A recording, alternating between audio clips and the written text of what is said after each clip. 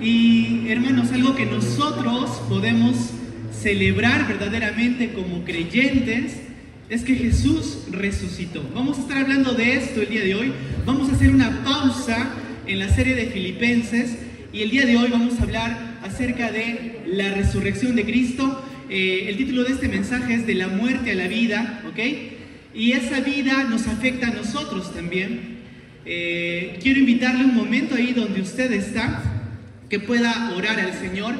Si es de repente la primera vez que vienes, puedes orar a Dios y decirle: Dios, háblame por medio de tu palabra, ¿no? Que mi corazón pueda escuchar tu palabra. Vamos a orar juntos, ¿sí? Amado Dios, gracias por este tiempo, gracias por las alabanzas que nos hacen recordar tu sacrificio. Gracias también porque nos permites hoy reunirnos y no estamos aquí en vano. Sabemos que tú vives, Señor Jesús, y puedes perdonar, transformar, salvar vidas, Señor, y llevarlas junto a ti por la eternidad. Gracias por los que de aquí somos ya tus hijos. Oramos también por aquellas personas que hoy están con nosotros, para que tu palabra pueda hablar a los corazones, Señor. Y queremos darte la gloria a ti en todo este tiempo. Lo pedimos así, en el nombre de Cristo Jesús. Amén. Siglo XXI, hermanos, ¿no? Y ¿sabes qué sucede? A pesar de que nuestro mundo cada vez es un mundo más tecnológico, es un mundo de repente que avanza a pasos agigantados en todo lo que tiene que ver con la ciencia, hay un anhelo que en el corazón de los hombres siempre está presente. ¿Sabes cuál es ese anhelo? La eternidad. ¿Han escuchado por ahí que están buscando maneras en las que las personas puedan alargar mucho más tiempo sus vidas aquí en la Tierra? Están intentando hacer distintos tipos de inventos, ¿no? Medicinas que puedan hacer que las personas vivan mucho más tiempo.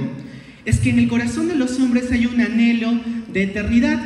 Hay un estudio que se hizo, lo hizo una estadista llamado Pew Research Center, y él dice así en este artículo: aproximadamente el 72% de las personas en el mundo creen en algún tipo de vida después de la muerte. 72% de las personas creen que hay algo después de la muerte. Hace algunos años también unos arqueólogos descubrieron una tumba egipcia y en esta tumba había un pergamino. Este pergamino tenía más de 3000 años de antigüedad. En él estaba escrito lo que un faraón preguntaba a sus dioses. Y la pregunta que estaba ahí era: ¿dónde iré después de que cierre mis ojos para siempre? Aunque este hombre sabía que estaba cercano a morir, el pensar en lo que viene después lo hacía meditar. Pensaba en una eternidad. Y esto es algo que se ha dado durante todas las épocas, desde los antiguos filósofos hasta los científicos modernos. El ser humano siempre ha luchado con la pregunta de qué existe después de la muerte. ¿Hay una eternidad o no? ¿Sabes por qué sucede esto? La Biblia declara algo que es importante, y la Biblia lo dice en Eclesiastés 3:11. Búsquenlo conmigo un momento, por favor.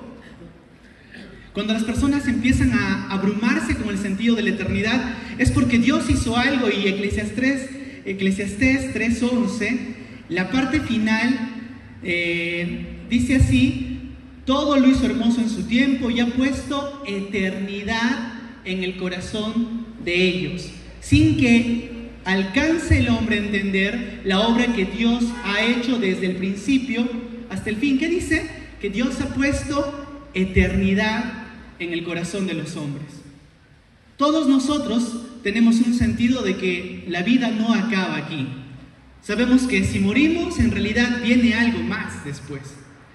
El cristiano, querido amigo y hermano que está aquí, es un ser que por la gracia de Dios tiene una respuesta clara a lo que existe después de la muerte. Las personas que desconocen la palabra de Dios siempre van a deambular en respuestas de qué vendrá después de la muerte. Algunas personas van a decir se acaba todo. Algunos piensan en una eternidad, pero una eternidad extraña. La Biblia lo declara de manera muy clara. Y sabes que al saber que hay una eternidad, el cristiano puede tener una esperanza segura también. ¿Y dónde está basada la esperanza del cristiano? ¿En fábulas? ¿En cuentos? ¿En lo que el pastor soñó? Nada de eso, ¿verdad? La esperanza del cristiano está basada en dos hechos fundamentales: la cruz de Cristo y su resurrección. Y de esto vamos a estar hablando el día de hoy, hermanos. Quiero que busques 1 Corintios 15, 14. Acá Pablo está escribiendo algo muy interesante acerca de el motivo por el cual el creyente tiene esperanza. Dice la palabra de Dios: y si Cristo no resucitó, vana es entonces nuestra predicación, vana es también vuestra fe. En otras palabras, si Cristo no ha resucitado, mentira estamos aquí sentados todos, mentira estamos cantando aquí, mentira estamos leyendo este libro que no tendría ningún sentido si Cristo no ha resucitado. Pablo dice: y si Cristo no resucitó, vana entonces es nuestra predicación, vana es también nuestra fe. Sin embargo, vamos a ver a la luz de la Biblia que Cristo resucitó, y de eso Pablo va a estar hablando. Pero vamos a empezar un poquito entendiendo, hermanos, para que Cristo resucite primero tuvo que experimentar la muerte. Y su muerte no fue una muerte cualquiera, y fue una muerte más bien en una cruz, ¿verdad? Y yo quiero que puedas anotar 3 cosas que podemos aprender de la cruz de Cristo. 3 cosas que puedes aprender tú de la cruz de Cristo. La primera pregunta podría ser: ¿por qué la cruz? ¿Por qué Jesús murió en una cruz? Primera de Pedro 3:18 tiene una respuesta muy linda a esta primera pregunta. Primera de Pedro 3:18 dice: porque también Cristo padeció una sola vez por los pecados, el justo por los injustos, para llevarnos a Dios. En el cuerpo sufrió la muerte, pero en el espíritu fue vivificado. Hermanos, hay personas que cuando hablamos de la cruz de Cristo, piensan que Jesús fracasó en su plan de salvar a la humanidad. Muchos de los judíos que esperaban al Mesías no lo tenían claro. Cuando vieron a Jesús, ellos pensaban que Él iba a ser un libertador, pensaban que los iba a liberar de la opresión romana. Y cuando de repente ven que Jesús es arrestado y luego es crucificado, muchos dijeron: esto es una tragedia, Jesús falló en lo que tenía que hacer, no pudo establecer su reino, falló en traer paz a los judíos y lo mataron por su mensaje. Eso pueden pensar algunas personas, y sin embargo, hermanos, tenemos que entender que la cruz más bien fue el plan perfecto de Dios para salvar a la humanidad. Fue un plan de Dios. El plan de Dios, hermanos, estuvo desde el Génesis. Vamos un momento a Génesis 3:15. Este pasaje, muchos lo han denominado el protoevangelio. Es decir, el evangelio primigenio, el que anunciaba lo que Dios iba a hacer para rescatar a la humanidad perdida. ¿Qué fue lo peor que perdió el ser humano cuando pecó en el huerto? Su comunión con Dios. Su comunión fue rota. Y cuando su comunión fue rota, Dios le dijo: tú ya no vas a poder estar conmigo. Adán y Eva los sacó del huerto, pero sucedió algo, no los dejó sin esperanza. Y eso es lo grandioso. Génesis 3:15 dice, en la versión Reina Valera dice: y pondré enemistad entre ti y la mujer. Acá Dios le está hablando ¿a quién? A la serpiente. Le dice: y pondré enemistad entre ti y la mujer, y entre tu simiente y la simiente suya. Esta te herirá en la cabeza y tú le herirás en el calcañar. Quizás no lo entiendes, te lo voy a leer en la traducción del lenguaje actual. Presta atención, siguiendo la secuencia que está escrita en nuestras versiones. Dice así: Dios, hablando a la serpiente: haré que tú y la mujer sean enemigas, pondré enemistad entre sus descendientes y los tuyos, un hijo suyo te aplastará la cabeza y tú le morderás el talón. Génesis 3:15. ¿Qué quiere decir eso? Quiere decir, hermanos, lo siguiente: cuando Dios le dice a la serpiente que su descendiente iba a morderle el calcañar a un hijo de la mujer, pero que el hijo de la mujer iba a aplastar la cabeza de la serpiente, está hablando de una profecía, está hablando de Jesús, que iba a nacer de una mujer y que Jesús iba a aplastar la cabeza de la serpiente, una herida fatal. La serpiente también iba a hacer daño. ¿Qué iba a hacer? Iba a morder el calcañar, el talón. Pero esa herida no iba a ser suficiente para vencer a Jesús. Esto por eso es el protoevangelio. Hermano, a lo largo de toda la Biblia, tú vas a ir encontrando figuras de lo que Dios iba a hacer para salvar a la humanidad. Por ejemplo, ¿recuerdas en Génesis también, en el momento en el que Dios le dice a Abraham, Abraham, sacrifica a tu hijo para mí? ¿Qué pasa? Lleva a Abraham a su hijo y cuando está a punto de sacrificarlo, Dios le dice, no lo hagas, Abraham, he visto que en verdad me amas, en verdad me temes, en verdad me obedeces, no vas a sacrificar a tu hijo, mira, allá hay un cordero, ese cordero, úsalo para el sacrificio. Ese cordero también era un símbolo de lo que Jesús iba a hacer más adelante. Era el plan de Dios. También puedes ver lo mismo en Éxodo. En Éxodo, cuando están los israelitas pasando ya la última plaga, la 10ª plaga, sucede algo y es que para que el ángel de la muerte no mate a los primogénitos, ¿qué tenían que hacer los israelitas? Matar un cordero, y no era cualquier cordero, era un cordero sin defecto, y este cordero con su sangre tenían que pintar el dintel de sus puertas, de manera que cuando el ángel pase, mirase la sangre en el dintel y no entrase a esa casa. Eso también era una figura de lo que Dios iba a hacer. La sangre de su hijo, de un cordero sin defecto, iba a ser puesta por nosotros. Todo el Antiguo Testamento habla acerca de lo que Jesús iba a hacer. No solo ahí, más adelante otra vez con Moisés, se narra un pasaje donde hay serpientes que estaban mordiendo a los israelitas por su pecado, por su desobediencia y rebelión, y los israelitas comenzaron a morirse y decían, Moisés, ayúdanos. Y Moisés ora a Dios y le dice, Dios, ¿qué debo hacer? Dios le dice, hazte una serpiente de bronce y ponla sobre un báculo, ¿no? Colócala ahí y todos los que miren a la serpiente, aunque hayan sido mordidos por una serpiente, no morirán. Y eso hizo Moisés, y verdaderamente aquellos que eran mordidos miraban la serpiente de bronce y no morían. Más adelante va a decir el Nuevo Testamento que así como Moisés levantó una serpiente de bronce en el desierto, así también era necesario que el Hijo del Hombre sea levantado, para que todo aquel que en él cree no se pierda, sino tenga vida eterna. Figuras de lo que Jesús iba a hacer más adelante. Muchas profecías, salmos, profetas mayores, profetas menores, hablaban acerca de Cristo y de que Él iba a morir en una cruz. Muchos siglos antes de que se inventase la cruz como una forma de muerte, ya estaba establecido que Jesús iba a morir en un madero colgado ahí. Ahora, esto es muy interesante, hermano, porque definitivamente muchos israelitas hacían esto, muchos profetas escribían esto, inspirados por Dios, pero no lo entendían a cabalidad.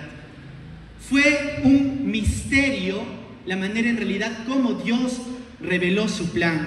Pero todo lo que estaba escrito en la palabra de Dios en el Antiguo Testamento revelaba lo que Jesús haría por nosotros. Quizás alguno puede decir, ¿y qué si Jesús fue un impostor, no? ¿Qué si Jesús de repente no fue el Hijo de Dios en realidad? ¿Qué si Jesús leyó la Biblia y dijo, voy a cumplir las profecías de la Biblia, o sea, voy a esforzarme por hacer que estas profecías se cumplan en mi vida y de esa manera engañar a los demás? ¿Podría haber hecho eso Jesús?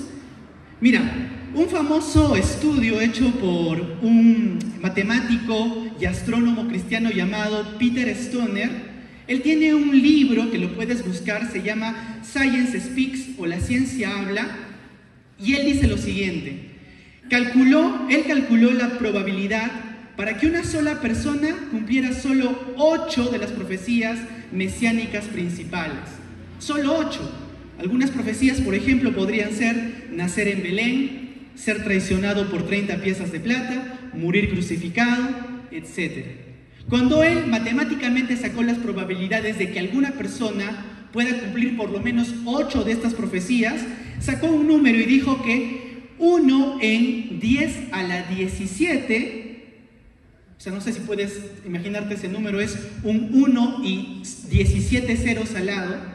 1 en 10 a la 17 sería más o menos la probabilidad en la que una persona podría cumplir por lo menos 8 profecías que se dieron acerca de Jesús. Para entenderlo mejor, en su libro él pone un ejemplo. Él dice lo siguiente: imagina el estado de Texas en Estados Unidos, es un estado grande. Imagina cubrir todo este estado con monedas de plata a una altura más o menos de 60 centímetros, con moneditas de plata. Ahora, agarra una de esas moneditas, ponle una X y vuelve a poner la moneda ahí y revuelve todo. Revuelve absolutamente todo. Luego pone una persona, ponle una venda en los ojos y permite que esa persona se busque en cualquier lugar y la primera moneda que agarre sea la moneda con la X. Eso sería más probable que alguien cumpla por lo menos 8 profecías que estaban escritas en el Antiguo Testamento. Básicamente imposible. Y no son solo 8 profecías las que cumplió Jesús. ¿Sabes cuántas profecías están en la palabra de Dios escritas acerca de lo que Jesús hizo? Un promedio de 300 y 400 profecías fueron las que el Señor Jesús cumplió. Él verdaderamente es el Mesías. Ahora, verdaderamente aquí tú estás viendo un primer punto. La cruz nos demuestra que Dios tenía un plan soberano.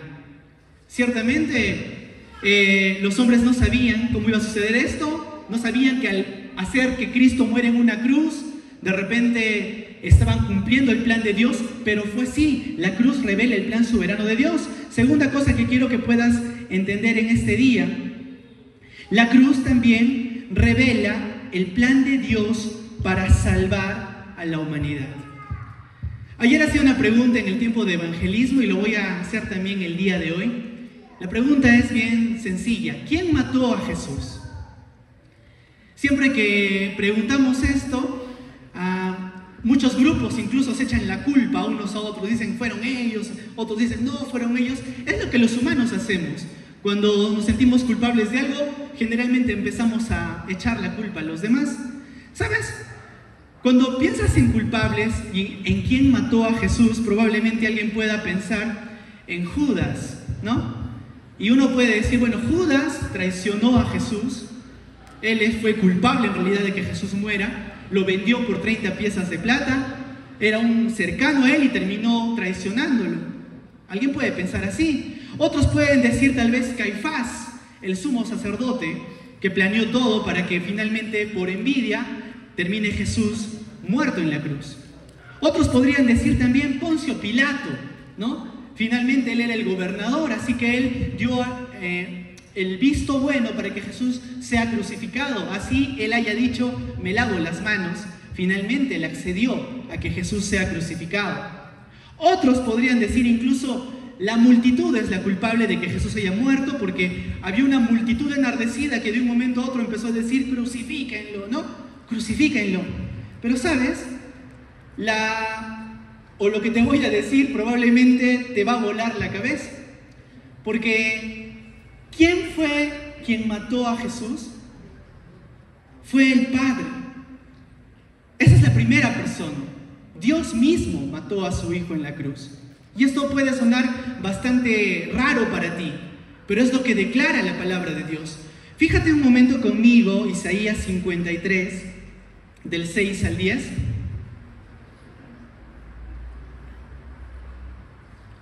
Esta es una profecía escrita 700 años antes de Jesús.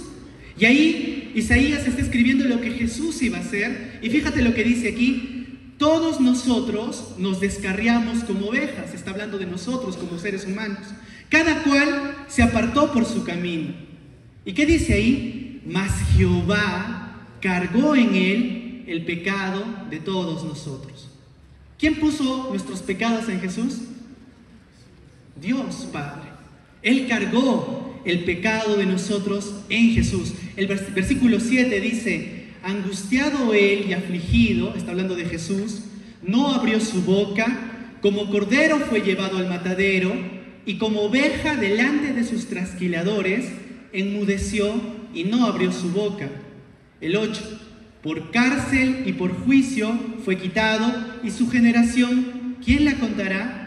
Porque fue cortado de la tierra de los vivientes, y por la rebelión de mi pueblo fue herido, y se dispuso con los impíos su sepultura, mas con los ricos fue en su muerte, aunque nunca hizo maldad, ni hubo engaño en su boca.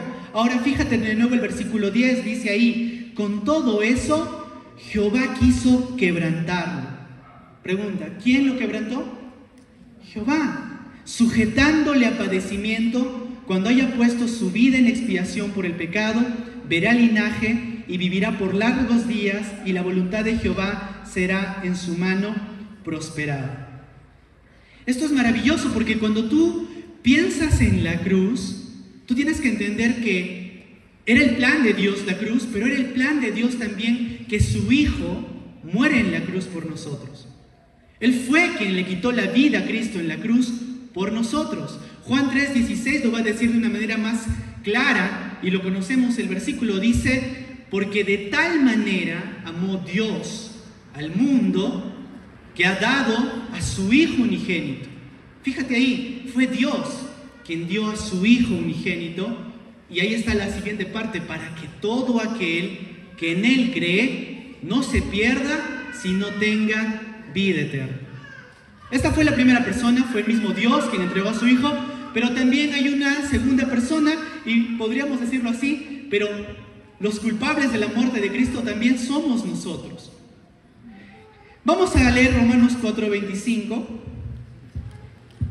Si algo mantuvo a Jesús en la cruz, hermanos, como lo decía alguna frase que leí por ahí, no fueron los clavos. Jesús podría haberse quitado esos clavos y bajarse de la cruz. Si algo lo mantuvo en esa cruz a Jesús, fue su amor por nosotros. Romanos 4:25 dice, Dios entregó a Jesús para que muriera por nuestros pecados y lo resucitó para que fuéramos declarados inocentes. Alguien tenía que pagar el precio. Hermanos, amigos que están hoy visitándonos, la Biblia dice que todos hemos pecado. Y el pecado no es algo que puede estar delante de Dios. Algunos piensan de una manera extraña acerca de Dios. Tienen un concepto de lo que han escuchado simplemente y no de lo que dice la Biblia. La Biblia dice, hermanos, que Dios no va a pasar por alto el pecado. Hay algunos que pueden decir, pero este es un pecadito piadoso, ¿no? Este pecadito no le hace mal a nadie. Delante de Dios hay que entender que no hay pecaditos ni pecadotes. En realidad, pecado es pecado y todo pecado será juzgado por Él. La Biblia dice que incluso de la palabra ociosa daremos cuentas a Dios en el día del juicio. De las mentiras, de las de repente estafas, de los robos, de los hurtos, de las desobediencias, de todo ello daremos cuenta a Dios. Es por eso que Dios entregó a Jesús para que muriera por nuestros pecados. Acá quiero que entiendas algo antes de continuar. Cuando Dios perdona a un pecador, querido amigo y hermano, no es porque Él es un Dios de amor simplemente. Algunos dicen, bueno, cuando esté delante de Dios, yo no creo que Dios me mande al infierno porque Él es un Dios de amor. Teología errada. Eso no dice la Biblia. La Biblia dice que si Dios va a salvar a un pecador, es porque alguien murió en su lugar. Y ese alguien es Jesús. Precisamente esto fue lo que hizo Jesús. Él bebió, dice la palabra de Dios, una copa amarga. Miren, vamos a entrar justo a esta parte. Lean conmigo Lucas 22, 41 al 44. El precio que pagó Jesús es un precio muy alto. Lo quiero desglosar en tres partes rápidamente. Hubo un precio en cuanto a lo que Él sufrió emocionalmente. Piensa en Jesús. Dice la Biblia que Él era 100% Dios, pero también era 100% hombre. Acá vas a encontrar el sufrimiento emocional de Jesús. Dice la palabra de Dios, Lucas 22, 41 en adelante. Hablando de Jesús, dice, y Él se apartó de ellos a distancia como de un tiro de piedra, y puesto de rodillas, oró diciendo. Esto es en el monte, en el huerto de Getsemaní, y dice ahí en su oración, Jesús, Padre, si quieres, pasa de mí esta copa, pero no se haga mi voluntad, sino la tuya. Y se le apareció un ángel de cielo para fortalecerle. Y estando él, puedes subrayar esa palabra, agonía, oraba más intensamente, y era su sudor como grandes gotas de sangre que caían hasta la tierra. Tú encuentras en este momento minutos antes de que sea arrestado Jesús, emocionalmente tú ves a Jesús en una agonía profunda, emocionalmente muy mal, al punto que acá dice que oraba intensamente y era su sudor como grandes gotas de sangre. Hermanos, unos médicos explican esto de esta manera. Una persona que está en extrema presión puede hacer que los capilares diminutos de la cabeza se rompan y que por ende gotas de sangre puedan aparecer en la superficie de la piel. Una persona que está pasando una presión tremenda. Yo no diría, pero ¿por qué Jesús estaba pasando una presión tan grande? ¿Él acaso no sabía lo que iba a venir? ¿Sabes por qué Jesús estaba en una agonía?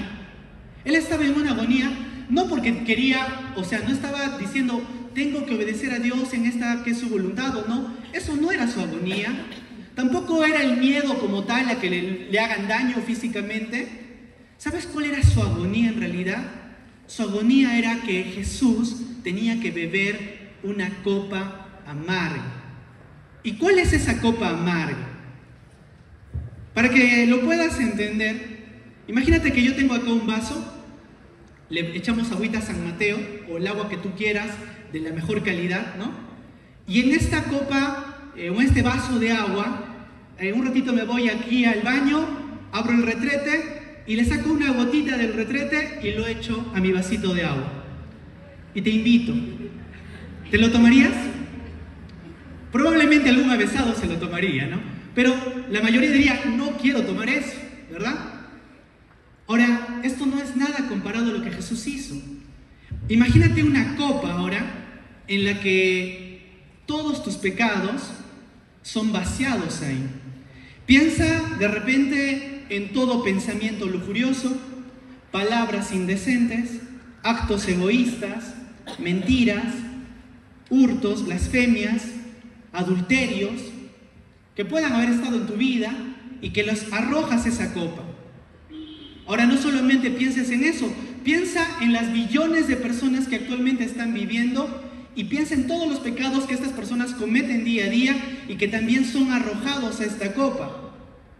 Ahora no solo pienses en las personas que actualmente viven, piensa en las personas desde Adán, cuando fue creado, hasta la última persona que estará en esta tierra antes del fin del mundo.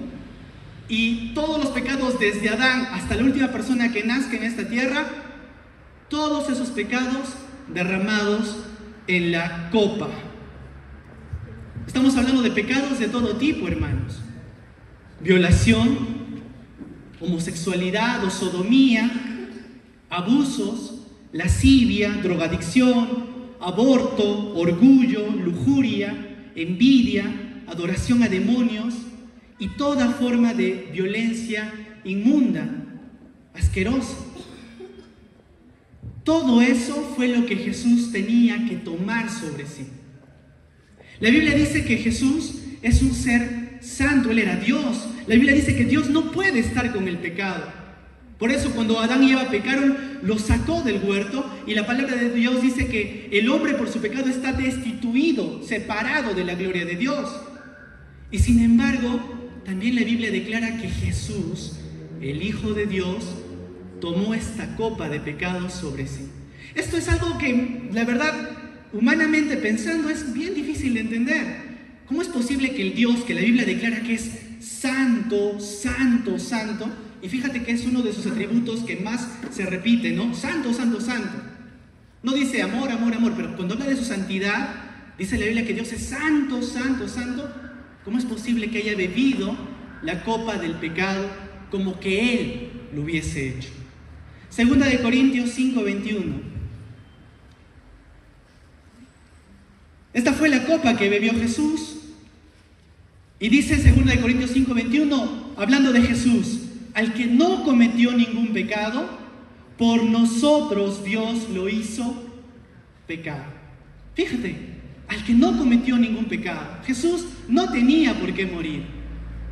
Pero al que no cometió ningún pecado, por nosotros Dios lo hizo pecado, para que en Él nosotros fuéramos hechos justicia de Dios. Hay un sufrimiento emocional en Jesús. Cuando tú ves esas películas que pasan en este tiempo, puedes pensar en esto. También puedes pensar en el sufrimiento físico. Miren, historiadores relatan que una persona que era flagelada, así como lo fue Jesús, generalmente no podían, después de ser flagelados, pararse. Quedaban tambaleándose y muchos se desmayaban. En el caso de Jesús fue algo muy abusivo lo que le hicieron.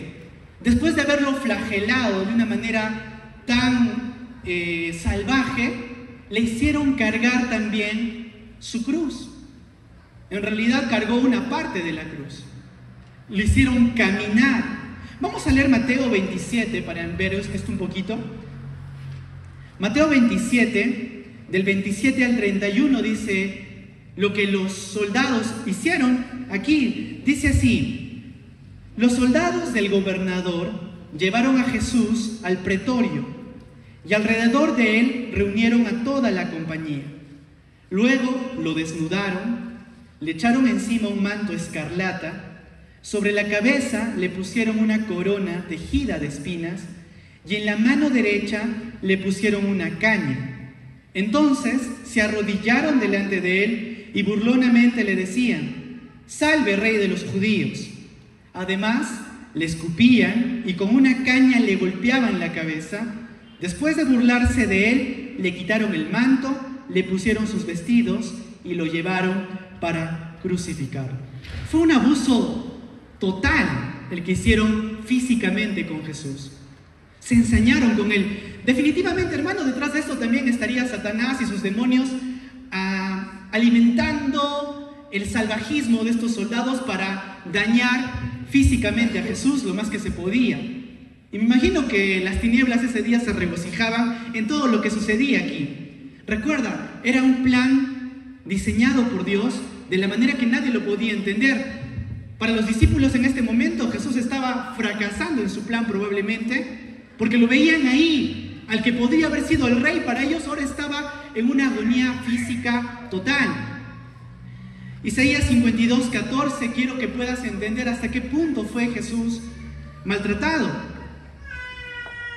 Isaías 52:14 dice así: muchos se asombrarán al verlo, su semblante fue de tal manera desfigurado que no parecía un ser humano, su hermosura no era la del resto de los hombres.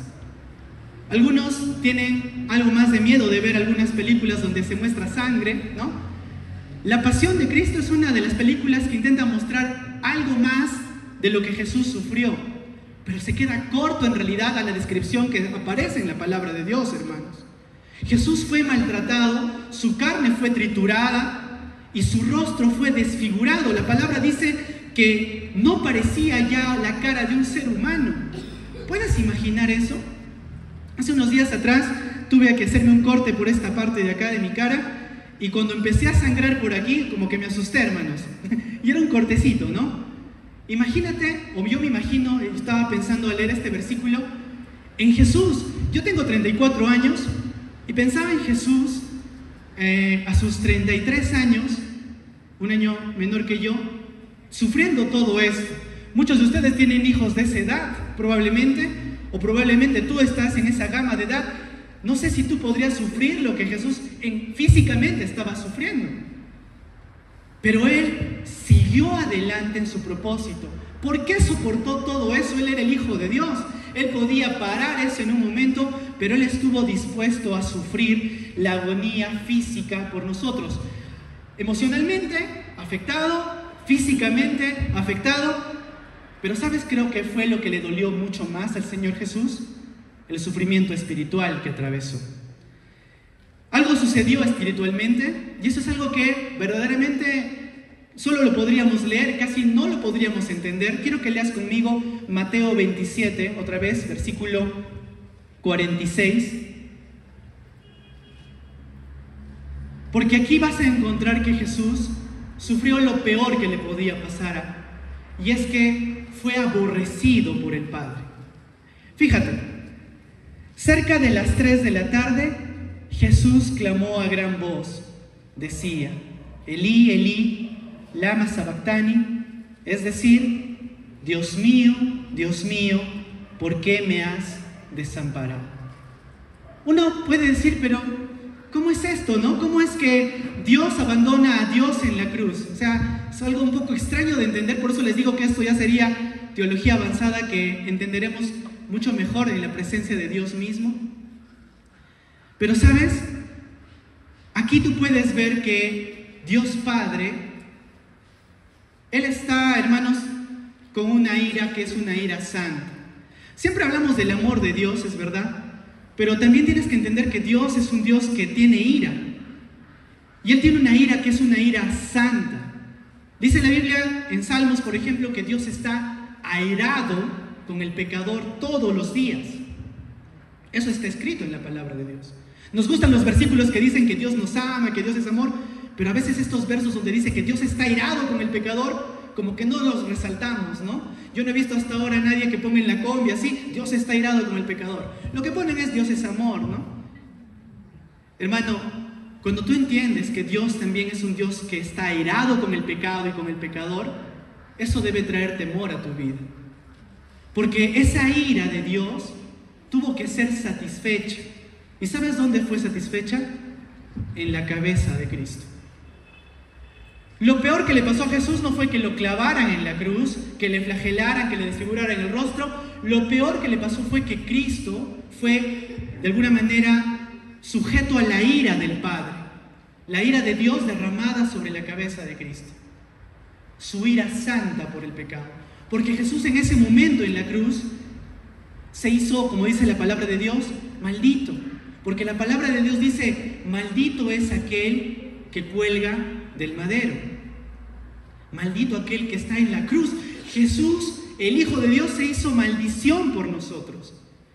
Eso es tremendo. O sea, si tú te pones a pensar un momento en lo que acabo de decir, hasta parece blasfemo, pero es lo que la palabra de Dios declara, que el Hijo de Dios se hizo maldición por nosotros. Estuvo dispuesto a sufrir la ira del Padre por nosotros.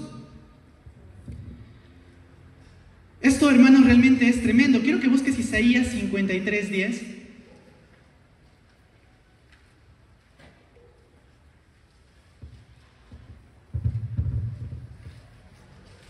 Dice ahí la palabra de Dios, pero al Señor le pareció bien quebrantarlo y hacerlo padecer. Voy a leer en la versión que ustedes tienen ahí. Con todo eso Jehová, gracias, lo pusiste en la NTV, está bien. Pero el Señor le pareció bien quebrantarlo y hacerlo padecer cuando se haya presentado a sí mismo como ofrenda para la expiación de pecado.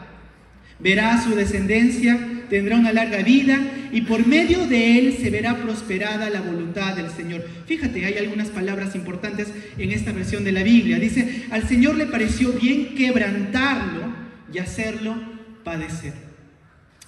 Hermanos, cuando Jesús estuvo en la cruz cargando nuestros pecados, Él pagó el precio que nosotros teníamos que pagar.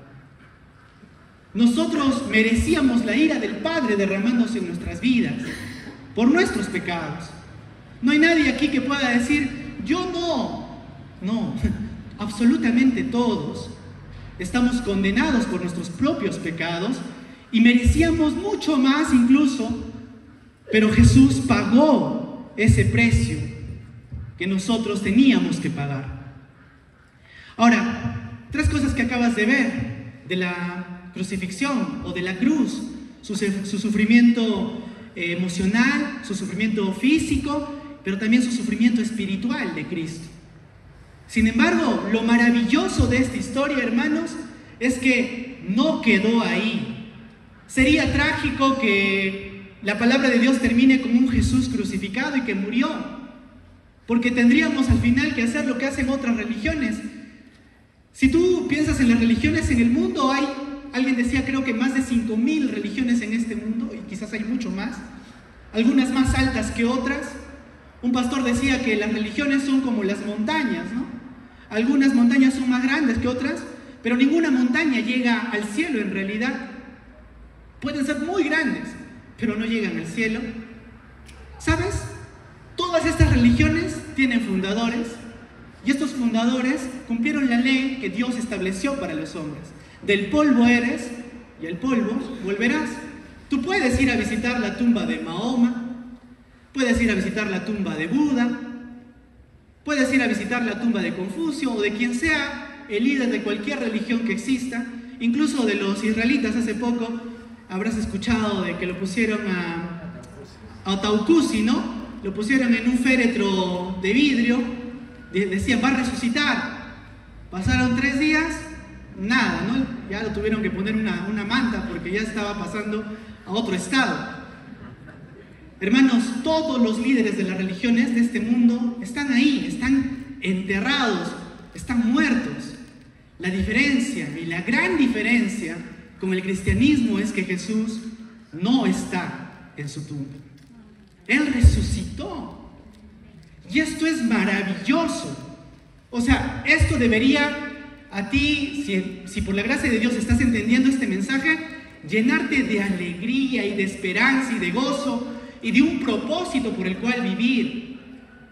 Porque alguien pagó por mí, pero no solo murió en mi lugar, sino que resucitó. La Biblia dice que, cuarto punto esta mañana, su resurrección nos da esperanza.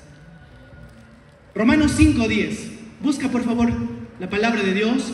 Ahí, Romanos 5:10. Dice así, fíjate. Porque Romanos 5, amigo, el 4 es ese. Romanos 5:10. Ahora sí dice, porque si siendo enemigos, ¿quiénes éramos enemigos? Nosotros éramos enemigos de Dios. Porque si siendo enemigos fuimos reconciliados con Dios por la muerte de su Hijo, mucho más, estando reconciliados, seremos salvos por su vida. Hermanos, era necesario que alguien muriera en nuestro lugar, pero con la resurrección de Cristo, Él nos ofrece vida. Y Jesús dijo, yo he venido a darles vida y vida en abundancia. Yo no les voy a dar la vida como la viven actualmente. Algunos no viven si no existen, decía un predicador. Dios nos vino a dar una vida abundante en Él. Una vida que vuelve a lo que perdimos en el huerto de Edén. Te decía hace un momento, ¿qué fue lo peor que perdió el hombre en el huerto? Su comunión con Dios. ¿Sabes? Si una persona se siente desesperanzada, se siente triste, se siente sola, es porque has perdido esto. Y es lo que la Biblia declara. La Biblia dice que el hombre que nace en este mundo, nace en pecados.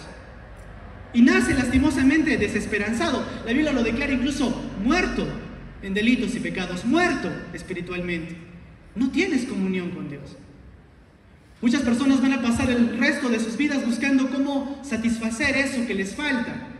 Pueden intentar satisfacerlo con una religión, pueden intentar satisfacerlo con relaciones, pueden intentar satisfacerlo con trabajo, con vicios, pero finalmente todos los días puedes levantarte y sentir que algo está mal, algo no está bien, y es ahí donde Dios dice, yo he puesto eternidad en el corazón de ustedes, y ese sentido de pesar, de eternidad, es el que te debe hacer ver a Jesús y entender que solo en Jesús tienes vida eterna abundante. Solo en Jesús. Él vino para darnos vida. Dice ahí, al final, estando reconciliados, seremos salvos por su vida. Quiero que busques también conmigo primera de Pedro, más bien 3:18.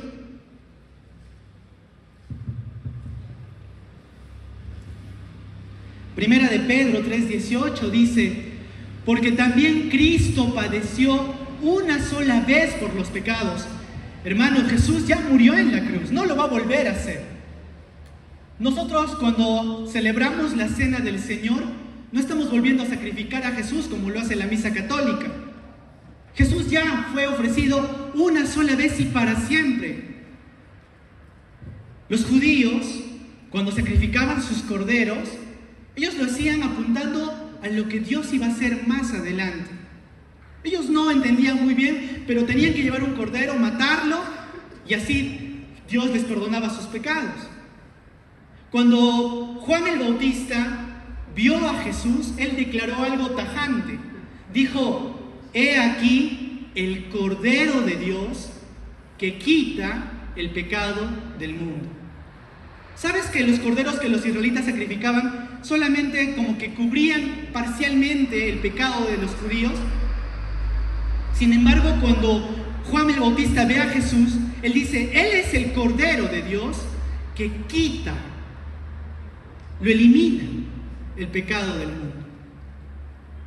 Por eso Jesús es el sacrificio perfecto. Los judíos ponían su fe en lo que Dios iba a hacer. Los creyentes actualmente ponemos nuestra fe en aquello que Jesús ya hizo en el pasado, 2000 años atrás más o menos. Porque también Cristo padeció una sola vez por los pecados, el justo por los injustos. ¿Cuántos de acá son injustos? Todos somos injustos. Jesús también lo dijo, yo no he venido a llamar a justos, sino a pecadores al arrepentimiento. No he venido a llamar a sanos, sino a enfermos. La persona que piensa que no necesita de Jesús, entonces por ti no vino Jesús. Pero si tú sabes que estás mal delante de Dios, que algo no está bien en tu vida, entonces por ti vino Cristo. No importa lo que hayas hecho en realidad, porque Jesús vino, el justo por los injustos, para llevarnos a Dios, siendo la verdad muerto en la carne, pero que dice vivificado en espíritu. Hermanos, la resurrección nos da esperanza. Quiero que, como para terminar, podamos leer una parte de la palabra de Dios en 1 Corintios 15, del 13 en adelante. Y esto es un poco de lo que Pablo ya sustenta acerca de la resurrección de Cristo. Muchos enemigos de la cruz de Cristo, muchos ateos, agnósticos, queriendo refutar el Evangelio, han intentado desquebrajar esta maravillosa verdad de que Cristo resucitó. ¿Y sabes qué ha pasado? Muchos de ellos se han hecho creyentes. Por ejemplo, alguien que te puedo mencionar así rápidamente es el escritor de Ben-Hur. Él era un ateo. Queriendo refutar la resurrección de Cristo, se hizo cristiano, porque fue convencido que Cristo sí había resucitado, al punto que después escribe esta novela. Mira lo que dice aquí, Pablo hablando, dice, porque primeramente, el versículo 13 en adelante, no 13, 3, ahí está, muy bien, gracias. Dice, porque primeramente os he enseñado lo que asimismo recibí. Pablo está hablando, escucha, que Cristo murió por nuestros pecados conforme a las Escrituras, y que fue sepultado y que resucitó al tercer día conforme a las Escrituras. Fíjate ahí, estos dos primeros versos acaban diciendo que todo lo que sucedió ya estaba escrito. Sigamos leyendo. Dice ahí 5, y que apareció, después de resucitado Jesús, a Cefas y después a los 12. Después apareció a más de 500 hermanos a la vez, de los cuales muchos viven aún y otros ya duermen. Después apareció a Jacobo, después a todos los apóstoles, y al último de todos, como un abortivo, me apareció a mí, dice Pablo. Porque yo soy el más pequeño de los apóstoles, que no soy digno de ser llamado apóstol, porque perseguí a la iglesia de Dios. Sigamos leyendo. Dice, pero por la gracia de Dios soy lo que soy, y su gracia no ha sido en vano para conmigo. Antes he trabajado más que todos ellos, pero no yo, sino la gracia de Dios conmigo. Porque, o sea yo, o sean ellos, así predicamos y así habéis creído.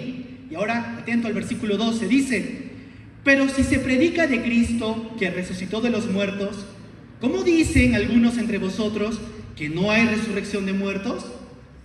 Porque si no hay resurrección de muertos, tampoco Cristo resucitó. Y si Cristo no resucitó, vana es entonces nuestra predicación, vana es también vuestra fe. Y si somos hallados falsos testigos de Dios, porque hemos testificado de Dios que Él resucitó a Cristo, al cual no resucitó, si en verdad los muertos no resucitan, porque si los muertos no resucitan, tampoco Cristo resucitó. Y si Cristo no resucitó, vuestra fe es vana, aún estáis en vuestros pecados. Entonces también los que durmieron en Cristo perecieron. Si en esta vida solamente esperamos en Cristo, somos los más dignos de conmiseración de todos los hombres. En otras palabras, si Cristo no resucitó, es una lástima que estemos aquí. No tiene sentido para nada, dice Pablo. Mejor vámonos, vivamos en nuestros pecados, porque no hay perdón de pecados, no hay vida después de la muerte. Pero no acaba ahí. Versículo 20. Mas ahora, dice Pablo, Cristo ha resucitado de los muertos. Primicia de los que durmieron es hecho, porque por cuanto la muerte entró por un hombre, es decir, por Adán, también por un hombre la resurrección de los muertos, por Jesús. Porque así como en Adán todos mueren, también en Cristo todos serán vivificados. Amén. Hermanos, imagínense que tú tienes una enfermedad, que te dicen que es una enfermedad incurable. Estás preocupado por la enfermedad que te han detectado y por ahí aparece un médico y te dice, no te preocupes, aquí tengo la medicina que tú necesitas, tómatela durante 14 días. Tú fielmente tomas la medicina, 1, 2, los 14 días y piensas que ya estás bien. Vas a volver al médico y el médico te dice, ¿sabes? Te mentí, esta medicina no era real, solo quería animarte. ¿Cómo te sentirías? Estafado, ¿no? Fue en vano todo esto. Lo mismo sucedería si Cristo no ha resucitado de los muertos. No tendría sentido, hermanos. Pero Cristo resucitó. Jesús venció la muerte, venció el pecado y nos da a nosotros vida juntamente con Él. La persona que viene a Jesús, cuando le pide al Señor, Jesús, estoy aquí, lleno de pecados, pero creo que tú moriste por mí para salvarme. Por favor, perdóname, Señor Jesús. Límpiame. Creo que moriste y resucitaste por mí. Dame una nueva vida. Dame la vida que me prometes en tu palabra. Cuando una persona ora de esta manera, más o menos, con fe al Señor, Dios escucha esa oración por Cristo, porque Él ya pagó el precio. Y Dios dice que pasa a la persona de muerte a vida. Y empiezan a suceder cosas maravillosas. Se hace realidad 2 Corintios 5:17, que dice que de modo que si alguno está en Cristo, nueva criatura es. Las cosas viejas pasaron y todas son hechas nuevas. Y empieza a sentir el gozo del corazón de la persona porque dice, Señor, todo lo pasado tú lo quitaste de mi vida y me empiezas a permitir vivir una vida nueva en ti. Por eso dice la Biblia que aquel que está en Cristo es nueva criatura. ¿Sabes? La resurrección cambia vidas. Y hay un pasaje precioso que quiero que lo puedas leer. Busca primero a los Corintios 15, 55 al 57. Como cristianos, aquellos que ya hemos nacido de nuevo, aquellos que hemos conocido a Jesús como nuestro Salvador, ya no somos guiados por nuestro amo que era el pecado. Ya no vamos rumbo al infierno. Somos salvados por Él. Tampoco vamos a morir 2 veces, dice la Biblia. Moriremos físicamente probablemente, ¿no? Pero nuestra muerte será temporal, físicamente hablando, porque cuando tú mueras, si has muerto en Cristo, te presentarás delante de Dios. Tu cuerpo estará aquí, pero ni siquiera tu cuerpo va a quedar ahí. Primera de los Corintios 15, 55 en adelante, dice así la palabra de Dios: ¿dónde está, oh muerte, tu aguijón? ¿Dónde, oh sepulcro, tu victoria? Ya que el aguijón de la muerte es el pecado y el poder del pecado la ley. 57. Mas gracias sean dadas a Dios que nos da la victoria por medio de nuestro Señor Jesucristo. ¿Por qué los creyentes tenemos esperanza? Hermanos, porque si tú tenías familiares creyentes, y ciertamente de esta iglesia nosotros hemos conocido a hermosos creyentes que ya no están con nosotros, están con el Señor. Y sabemos que están con Él y podemos decir lo mismo: ¿dónde está muerte tu aguijón? No pudiste hacer más con ellos. ¿Dónde está sepulcro tu victoria? Ellos están en la eternidad con Dios, están asegurados con Él.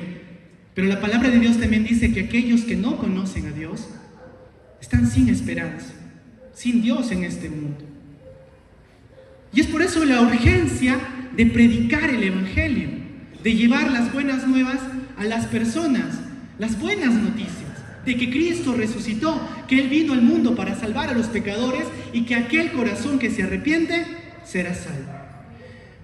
Quiero que puedas ver algunas cosas que sucedieron por consecuencia de la resurrección, rápidamente. ¿Sabes que cuando Cristo resucitó muchas cosas cambiaron? Por ejemplo, piensa en los discípulos. Ellos en un momento eran cobardes, en cierta forma. Yo creo que si yo hubiese sido su discípulo también hubiese sido un cobarde más. Porque antes, ¿qué sucedía? En cuanto Jesús fue crucificado, sus discípulos, ¿dónde estaban? Escondidos. Estaban escondidos por miedo a lo que los judíos les podían hacer también a ellos. Pedro, que en un momento había sido valiente, terminó también negando a Jesús por temor. Pero cuando Jesús resucitó, eso cambió totalmente. Luego de que vieron a Cristo resucitado, por ejemplo, Pedro se levantó un día públicamente en Jerusalén y predicó a más de 5,000 personas y no temió ser arrestado, ni azotado, ni asesinado por Cristo. De cobarde a valiente, porque había visto a Jesús resucitado. Si piensas también en incrédulos a después ser testigos audaces de la palabra de Dios, puedes pensar en las mujeres que vieron que Jesús, no estaba Jesús en la tumba, y cuando volvieron dijeron: nos hemos encontrado con unos hombres que nos han dicho que Jesús ha resucitado. ¿Qué dice que pasó? No les creyeron, incrédulos, no les creyeron a las mujeres. O también en Tomás, que decía: si no toco sus manos y meto mi mano en su costado, no voy a creer. Incrédulos en realidad. Pero de ser incrédulos, cuando Jesús resucita, pasaron a ser testigos. En un momento dice la Biblia que Tomás, el que dudaba, cae de rodillas ante el suelo y le dice: Dios mío y Señor mío, cuando logró ver que Él verdaderamente había resucitado. Y todos los discípulos que dudaron cuando las mujeres le dijeron que Jesús había resucitado, salieron a predicar la palabra de Dios, salieron a predicar acerca de la resurrección de los muertos. Uno más. A partir de la resurrección, hermanos, también puedes ver un cambio de egoístas a siervos sacrificados. ¿Te acuerdas, por ejemplo, que antes de que Jesús resucitara, mientras todavía estaba haciendo su ministerio, los discípulos discutían por algo? Decían: ¿quién será el mayor en el reino de los cielos? ¿No? Esa era su discusión. Pero cuando Jesús resucitó, ¿qué hicieron? Empezaron a servirse unos a otros, enfrentaron persecución, y todos los discípulos, en realidad, con excepción de Juan, murieron de maneras bastante trágicas, pero estuvieron dispuestos a dar sus vidas por aquello que sabían que era verdad. Jesús había resucitado y el temor se les quitó totalmente, hermanos. Pasaron de ser egoístas a siervos sacrificados. Y finalmente, de desesperanzados a llenos de gozo. ¿Qué es lo que nos debe pasar a nosotros? 2 discípulos, dice la Biblia, que cuando Jesús había muerto, caminaban hacia Emaús. ¿Y cómo caminaban? Tristes. Y hablaban algo así como: nosotros esperábamos, ¿no? Pero no sucedió. Estaban tristes, desesperanzados. Pero cuando Cristo apareció ante ellos y les mostró que había resucitado, ¿qué pasó? Dice: volvieron corriendo a Jerusalén llenos de alegría para contar las buenas noticias. Y de eso se trata, hermanos, la resurrección. Nosotros tenemos motivo suficiente para vivir agradecidos con Dios, motivo suficiente para entregar nuestras vidas por Cristo, y motivo suficiente para predicar a los demás sin temor y vergüenza acerca del Evangelio, de un Evangelio que cambia vidas. Romanos 1:16 dice: porque no me avergüenzo del Evangelio, porque es poder de Dios para salvación a todo aquel que cree. Para terminar, quiero que leas un versículo más, pero antes de leerlo quiero que pienses algo. El asunto aquí, hermano, no es si hay una eternidad después de la muerte. No, está establecido en la palabra de Dios que hay una eternidad. La pregunta sería, ¿dónde vas a pasar esa eternidad? ¿Con Dios o sin Dios? Dice Juan 11, 25 al 27, y con esto terminamos. Juan 11, 25 al 27, le dijo Jesús: yo soy la resurrección y la vida. El que cree en mí, aunque esté muerto, vivirá. Vamos a leerlo juntos, ¿sí? De nuevo, 2, 3. Le dijo Jesús: yo soy la resurrección y la vida. El que cree en mí, aunque esté muerto, vivirá. 26. Y todo aquel que vive y cree en mí no morirá eternamente. ¿Crees esto? Es una buena pregunta para terminar este tiempo. ¿Crees esto? Espero que así sea. Vamos a orar.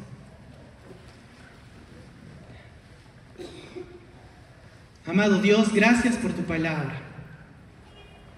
Gracias, Señor, porque en tu palabra encontramos tu plan de redención maravilloso para nosotros, que éramos tus enemigos.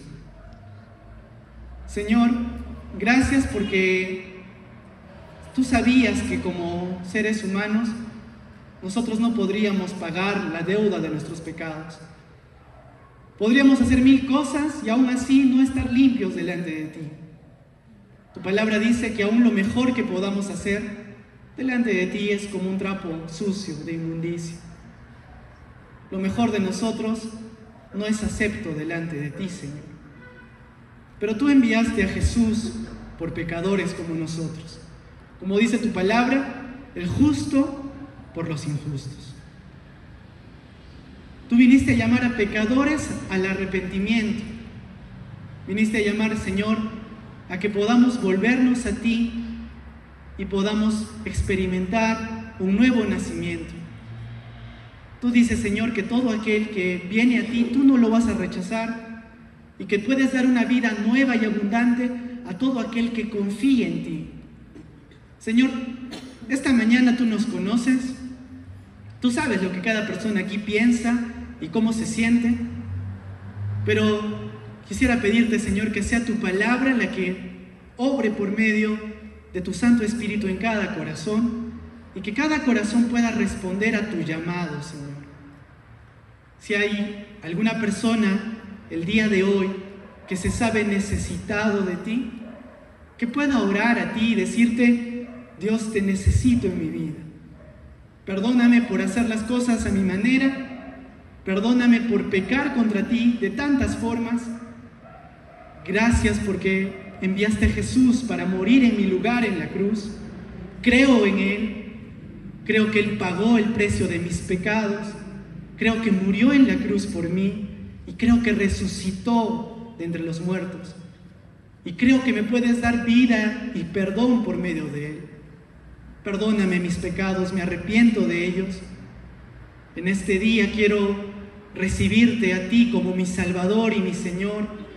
Quiero pasar de muerte a vida, quiero ser hecho un hijo tuyo solo por tu gracia. Con toda la fe que tengo, te pido que me salves, Señor. Si hay alguien que ora así, escucha su oración, Señor, y sé tú misericordioso con las personas que puedan estar pidiéndote salvación en este día. Pero también habemos aquí cristianos, hijos tuyos, Señor, que ya te conocemos. Perdónanos cuando muchas veces, teniendo un mensaje tan maravilloso, no lo compartimos. Perdónanos cuando vivimos a veces avergonzados del Evangelio. Qué tonto pensar así, Señor. Ayúdanos a vivir, Padre, vidas abundantes, vidas que te glorifiquen, vidas que se manifiesten, Señor, diferentes a lo que antes éramos. Que tu Santo Espíritu pueda dar su fruto en nuestra vida, que podamos darte la gloria por medio de todo lo que hablamos, lo que pensamos, lo que hacemos. Que tu Hijo, Señor, pueda haberse manifestado en nuestra vida, en nuestro actuar. Ayúdanos a amarte.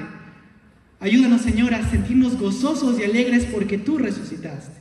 Gracias, Señor, por la esperanza maravillosa. Y sabemos que tú eres la resurrección y la vida. Y aún si muriésemos, Señor, un día otra vez nuestros cuerpos serán resucitados también. Gracias porque tenemos una esperanza maravillosa y segura en Cristo. Te doy gracias por este tiempo, en el nombre de Cristo Jesús. Amén. Amén, hermanos. Gracias a Dios por la palabra. Y domingo de resurrección, ¿motivos para alegrarnos? Muchísimos. Gracias a Dios. Creo que vamos a escuchar un especial, un canto. Así que vamos a invitar al Ministerio de Alabanza para que pueda acompañarnos en este canto, de domingo especial, ¿no? De Semana Santa. Adelante, mis hermanos.